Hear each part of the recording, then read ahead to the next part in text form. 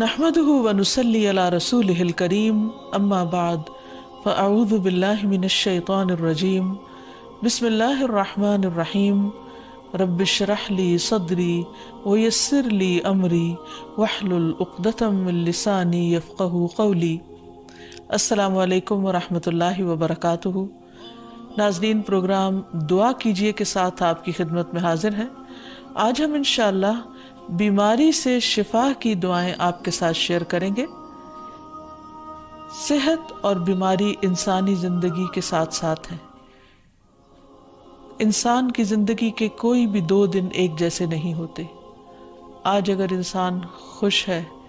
तो कल उदास होगा। अगर आज वो अपने जिस्म में कुव्वत महसूस कर रहा है तो कल बीमार हो सकता है। इंसान के ऊपर दिन में भी कई बार मुख्तलिफ तरह की कैफियत गुजरती हैं। कभी इंसान रूहानी तौर पर, जज्बाती तौर पर बीमार होता है और कभी इंसान जिस्मानी तौर पर बीमार हो जाता है।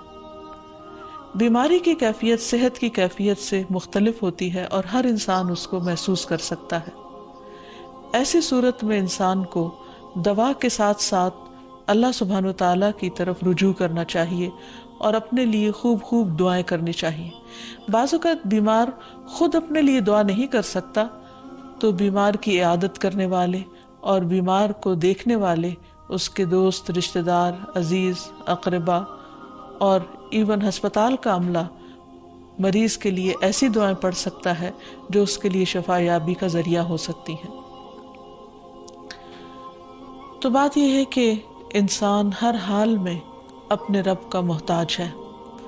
और उसे अपनी हर ज़रूरत के लिए अपने रब की तरफ रुजू करना चाहिए। और खुसूसन कबूलियत के मौक़े पर रात का पिछला पहर इसके लिए बहुत मुनासिब है, जब अल्लाह सुब्हानो ताला बंदों को पुकारते हैं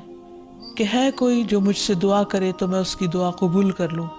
है कोई जो मुझसे सवाल करे तो मैं उसको जवाब दूँ,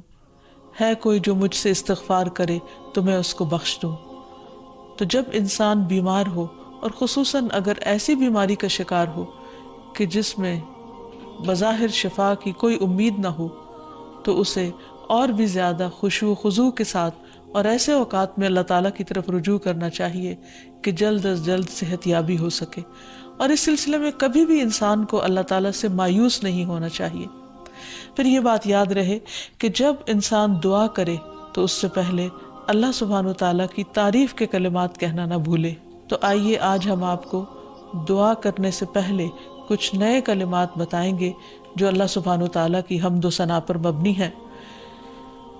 रब्बना लकल हम्द मिल अस्समावाति वल अर्द व मिल मा शिअत मिन शैइन बअदु अहल थनाई वल मज्द अहक्कु मा क़ाल अल अब्द व कुल्लुना लक अब्द अल्लाहुम्मा ला मानिअ लिमा आतैता वला मुअतिय लिमा मनाता वला यनफ़उ ज़ल जद्दि मिनकल जद्द। ऐ हमारे रब, तमाम तारीफ़ें तेरे ही लिए हैं जिनसे आसमान और ज़मीन भर जाएं और उसके बाद जो तू चाहे वो भी उससे भर जाए। तू ही तारीफ़ और बुजुर्गी के लायक है। बंदे जो कहते हैं तो उनका सबसे ज़्यादा हकदार तू है और हम सब तेरे बंदे हैं। ऐ अल्लाह, जिसे तू अता करना चाहे उससे कोई रोक नहीं सकता और जिसे तू न देना चाहे उसे कोई दे नहीं सकता, और किसी मर्तबे वाले की बुजुर्गी तेरे सामने कोई फ़ायदा नहीं दे सकती। यानी अल्लाह सुब्हानो ताला के अलावा कोई भी और ऐसा नहीं हो सकता जो इंसान की मुश्किल को आसान कर सके। तो आइए इसके साथ हम देखते हैं कि बीमारी के असबाब क्या होते हैं, बीमारियां क्यों आती हैं। सबसे पहली बात तो ये कि बीमारी अल्लाह के इज़्न से आती है। जब तक अल्लाह सुब्हानो ताला का इज़्न न हो इंसान पर कोई किसी किस्म की मुश्किल आ नहीं सकती।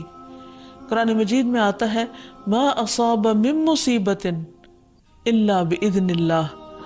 जो भी मुसीबत आती है वो अल्लाह के इज़्न से आती है और वो तकदीर का हिस्सा होती है और इसमें अल्लाह सुब्हानो ताला की हिकमत और मशीयत कार फरमा होती है। और वो क्या हो सकती है, मसलन अल्लाह ताला किसी बंदे के साथ भलाई का इरादा करते हैं, उसके गुनाह माफ़ करना चाहते हैं, उसको किसी ख़ास चीज़ की समझ देना चाहते हैं, تو اسے تکلیف میں مبتلا کر دیتے ہیں، کیونکہ بعض اوقات انسان زندگی میں اتنا مصروف ہوتا ہے اپنے روزانہ کے روٹین کے کاموں میں کہ وہ ٹھہر کر، رک کر، خاموشی کے ساتھ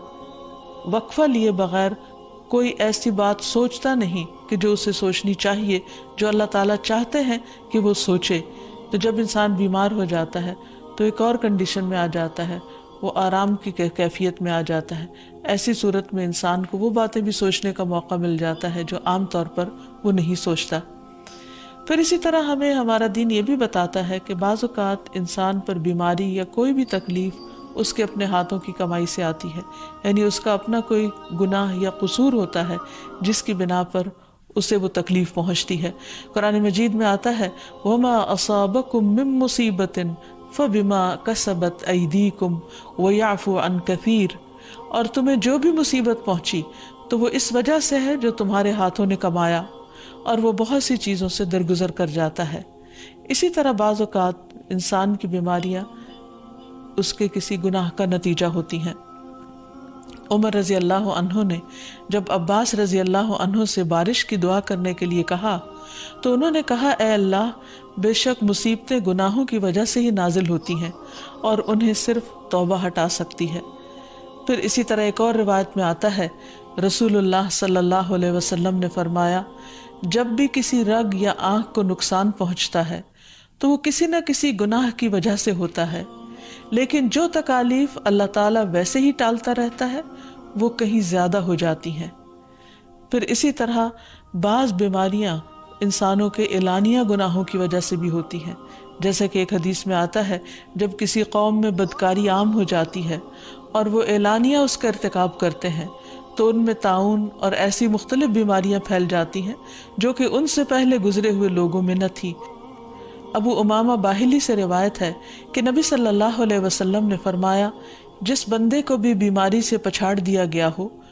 تو اللہ تعالیٰ اسے جب بیماری سے اٹھاتا ہے تو وہ پاک ہوتا ہے۔ تو یہ ایک حقیقت ہے کہ انسان کے گناہ اس کے لیے مشکلات کا سبب بنتے ہیں۔ امام ابن القیم الجوزیہ لکھتے ہیں، ان کی ایک مشہور کتاب ہے الداء والدواء، بیماریاں اور علاج، اس میں وہ کہتے ہیں کہ کوئی بھی گناہ ایسا نہیں کہ جس کے اثرات نہ ہوں۔ انسان سے چھوٹی یا بڑی جو بھی کوئی غلطی صادر ہوتی ہے اس کے نتیجے میں کچھ نہ کچھ اثرات اس کی زندگی پر ضرور پڑتے ہیں۔ ہاں اگر اللہ تعالیٰ معاف کر دے تو وہ اور بات ہے، ورنہ ہر گناہ کی ایک تاثیر ہوتی ہے، اور ان تاثیرات میں سے ایک چیز یہ ہے کہ انسان مختلف قسم کی بیماریوں میں مبتلا ہو جاتا ہے۔ اسی لیے ہم دیکھتے ہیں کہ جب انسان بیماری میں مبتلا ہوتا ہے تو اللہ تعالیٰ اس بیماری کو اس کے گناہوں کا کفارہ بنا دیتے ہیں۔ جیسے حدیث میں آتا ہے کہ جس مسلمان کو کانٹا چبھے یا اس سے زیادہ کوئی تکلیف پہنچتی ہے تو اللہ تعالیٰ اس کے ذریعے اس کے گناہوں کو اس طرح دور کر دیتا ہے جس طرح درخت سے اس کے پتے جھڑتے ہیں۔ تو اس سے ہمیں یہ پتہ چلتا ہے کہ بیماریوں کے آنے کے مختلف اسباب ہوتے ہیں۔ بیماری بہرحال جس بھی وجہ سے آئے، لیکن اصل چیز دیکھنے کی یہ ہے کہ مومن کا رویہ کیا ہے۔ مومن کو اگر کوئی کانٹا بھی چبھتا ہے تو وہ اس پر صبر کرتا ہے۔ اس لیے بیماری یا تکلیف کے آنے پر انسان کو اللہ سے راضی رہنا چاہیے، شکوہ نہیں کرنا چاہیے، کیونکہ جو اللہ سے راضی ہو جاتا ہے کسی آزمائش پر، اللہ تعالیٰ بھی اس سے راضی ہو جاتا ہے۔ پھر اسی طرح اللہ تعالیٰ کا شکر ادا کرنا چاہیے، کیونکہ بیماری اس سے زیادہ شدید بھی ہو سکتی تھی۔ لہٰذا انسان کو اللہ تعالیٰ جس حال میں رکھے انسان اس پر شکر گزار رہے۔ پھر یہ کہ انسان کسی بھی بیماری میں کسی بھی قسم کی ہو اور زندگی کے کسی بھی حصے میں ہو،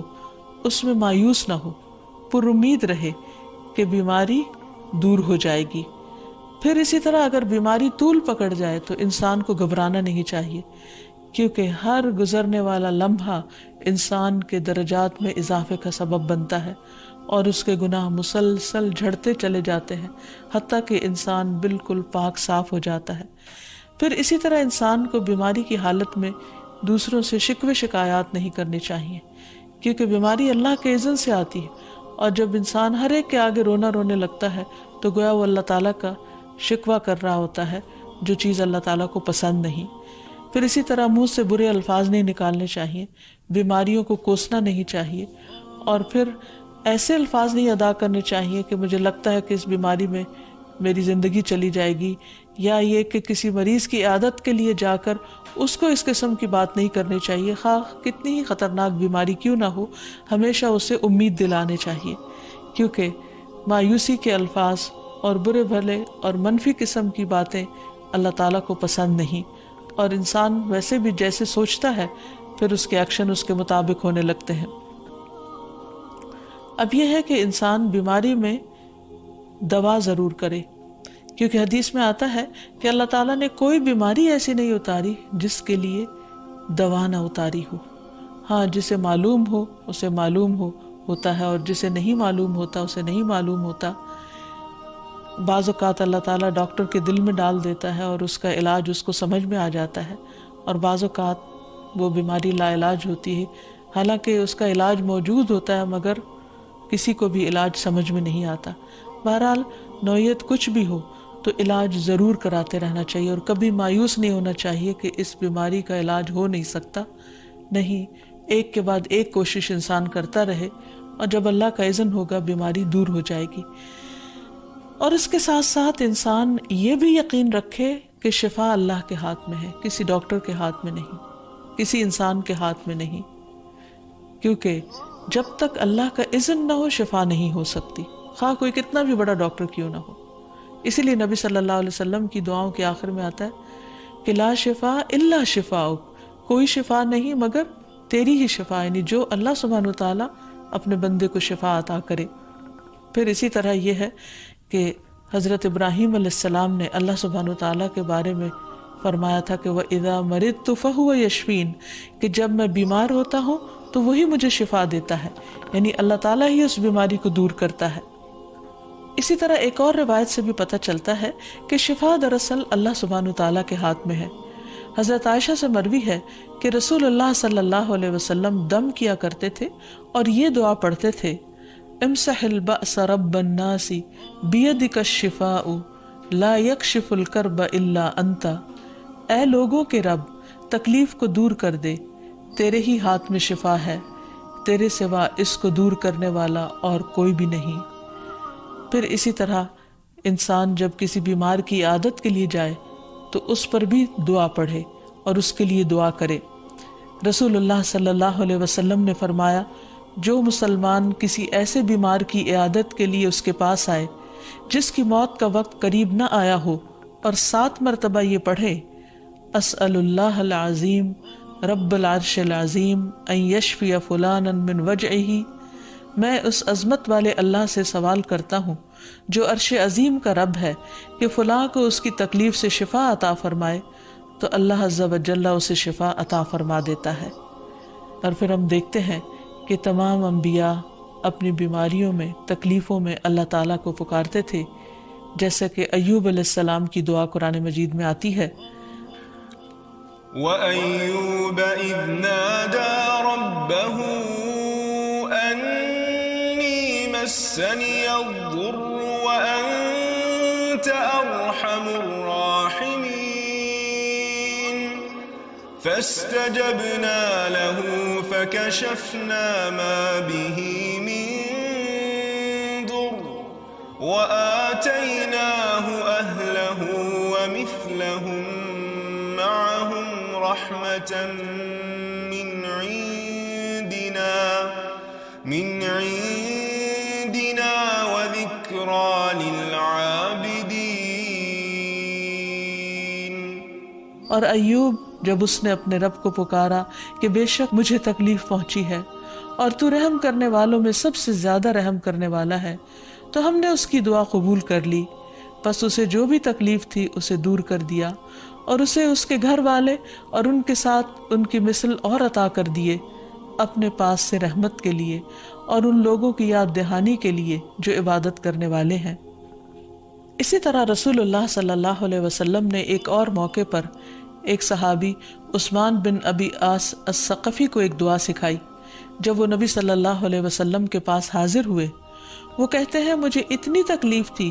کہ قریب تھا کہ وہ مجھے ہلاک کر دیتی، تو نبی صلی اللہ علیہ وسلم نے مجھے فرمایا اس درد کی جگہ پر اپنا دایاں ہاتھ رکھو اور 7 مرتبہ کہو بسم اللہ اعوذ بعزت اللہ وقدرتہ من شر ما اجد واحاذر، اللہ کے نام کے ساتھ میں پناہ مانگتا ہوں اللہ کی عزت کی اور اس کی قدرت کی اس شر سے جو میں محسوس کرتا ہوں، یعنی اس تکلیف سے بچنے کے لیے جو مجھے محسوس ہو رہی ہے اور جس سے میں خوف محسوس کرتا ہوں۔ عثمان کہتے ہیں کہ جب میں نے یہ پڑھا تو اللہ سبحانہ وتعالیٰ نے مجھے شفا عطا کر دی۔ پھر اسی طرح ہر بیماری سے شفا کی دعا نبی صلی اللہ علیہ وسلم نے سکھائی۔ عبداللہ بن عباس سے مروی ہے کہ نبی اکرم صلی اللہ علیہ وسلم نے فرمایا، جب کوئی شخص کسی ایسے مریض کی عیادت کرے جس کی موت کا وقت ابھی قریب نہ آیا ہو اور اس کے پاس 7 مرتبہ یہ دعا پڑھے، اسأل اللہ العظیم رب العرش العظیم ان یشفیک، میں عظمت والے اللہ جو عرش عظیم کا رب ہے اس سے دعا کرتا ہوں کہ وہ تمہیں شفا عطا کرے، تو اللہ تعالیٰ اسے اس مرض سے شفا عطا کر دے گا۔ پھر اسی طرح نبی صلی اللہ علیہ وسلم اگر کسی کو کوئی پھوڑا بنسی ہوتی تو اپنے لعاب دہن کے ساتھ زمین کی مٹی تھوڑی سی لے کر اس درد تکلیف والی جگہ پر لگاتے تو اس سے بھی شفا ہوتی۔ حضرت عائشہ کہتی ہیں کہ جب کسی انسان کے عضو میں کوئی تکلیف ہوتی، پھوڑا یا زخم ہوتا، تو نبی صلی اللہ علیہ وسلم اپنی انگلی اس طرح رکھتے، اور سفیان جو راوی ہیں انہوں نے اپنی شہادت کی انگلی زمین پر رکھی، پھر اسے اٹھا کر فرمایا بسم اللہ تربت اردنا بریقت بعدنا لیشفى به سقیمنا باذن ربنا، اللہ کے نام کے ساتھ ہماری زمین کی مٹی ہمارے رب کے حکم سے ہم میں سے بعض کے تھوک کے ساتھ ہمارے بیمار کو شفا دی جائے۔ یعنی لعاب دہن کا اپنا ایک اثر ہوتا ہے، اور لعاب دہن جو ہے ایک طرح سے دوا کا کام کرتا ہے، اور اللہ کا نام لے کر جب لعاب دہن لگایا جائے تو شفا ہوتی ہے۔ جیسے کہ ایک اور موقع پر نبی صلی اللہ علیہ وسلم نے ایک جلے ہوئے مریض کے اوپر یہی دعا پڑھ کر لعاب دہن لگایا تو اللہ تعالیٰ نے اس مریض کو شفا یاب کر دیا، اور وہ دعا تھی اذہب البأس رب الناس واشف انت الشافی لا شفاء الا شفاؤک شفاء لا یغادر سقما۔ پھر اسی طرح ایک موقع پر ایک قبیلے کے سردار کو جب بچھو نے کاٹ لیا اور اس کے جسم میں زہر پھیل گیا تو ایک صحابی نے سورۃ الفاتحہ پڑھ کر اس پر دم کیا تو اس سے اس کو شفا ہو گئی، اور یہ بات جب نبی صلی اللہ علیہ وسلم کو بتائی گئی تو آپ اس پر خوش ہوئے۔ اور سورۃ فاتحہ سب لوگوں کو آتی ہے، اسی لیے اس کا نام سورۃ الشفا بھی ہے، کیونکہ یہ بیماری میں بطور علاج پڑھی جاتی ہے مریض پر۔ مریض خود بھی پڑھ سکتا ہے اور اس کے اٹینڈنٹس بھی اس پر پڑھ سکتے ہیں۔